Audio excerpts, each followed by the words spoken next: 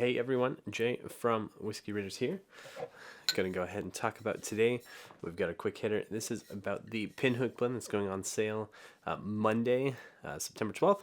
So this is the second blend that we have done with Pinhook.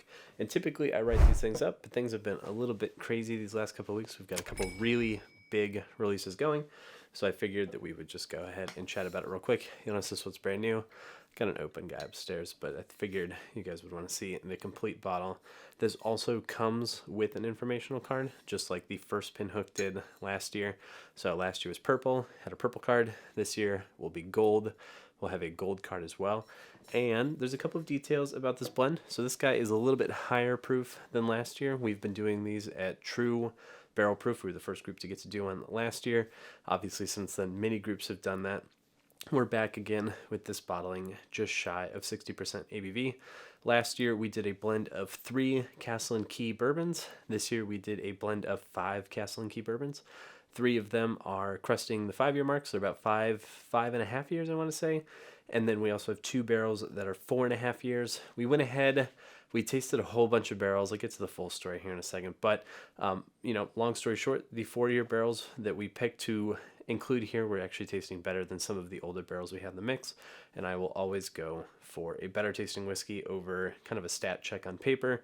I think it's kind of dumb to just, I'd rather give up the age statement than give up the quality. So you guys know that here as well. So this guy, really cool. We went down, typically we would have blended this in Kentucky, but it turns out that Sean Josephs from Pinhook and Blake from Sealbox and we just could not seem to get to Kentucky at the same time.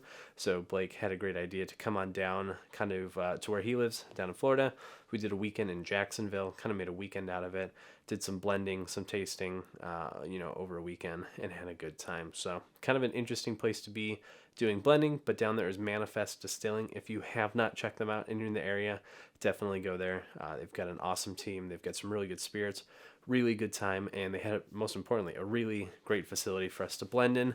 So we cranked this out. It took the better part of a day. I want to say probably 5 or 6 hours to get through. We did all the candidate casts the first day, tasting what's good, what's bad, what do we want to include, what is maybe questionable, what's interesting, whether something is super good, and we kind of took notes on things that we thought, this would have been a great single barrel, but I think this would be better for the blend. So we did a bunch of pre-work to kind of establish what was good, what we thought would be good casks, and then on Saturday we got together and did the actual blending. So this guy is a blend of 5 barrels. Like I said, 3 of them are from, a 5-year lot.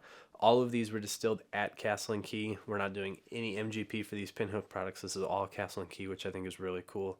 I think the Castle and Key that Pinhook has tastes better than the actual Castle and Key that Castle and Key is releasing, whether it's their rye or their bourbon, which I think is kind of crazy, but I'm not really going to complain about it since we're having access to the better stocks right now. I do hope, though, that Castle and Key kind of gets their act together and gets their releases up, because it is kind of funny to see non-distilling producers releasing better product from your distillery than you're releasing from your distillery. But either way, really like the Castle and Key stocks. It's provided a really interesting blend for us that I think is shining really well for younger whiskey.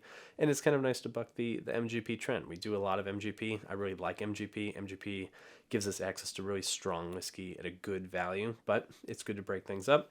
And as such, all 5 of these barrels are from Castle and Key. So all these were pulled. They've been marrying for about 4 months, I want to say. We went down in May, and then it was bottled, just late August, so maybe a little bit shy of 4 months.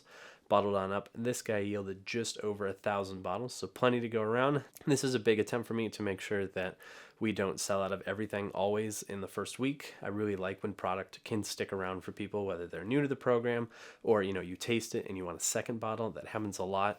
And my favorite part of this is it's going to retail at a really strong price, $64.99.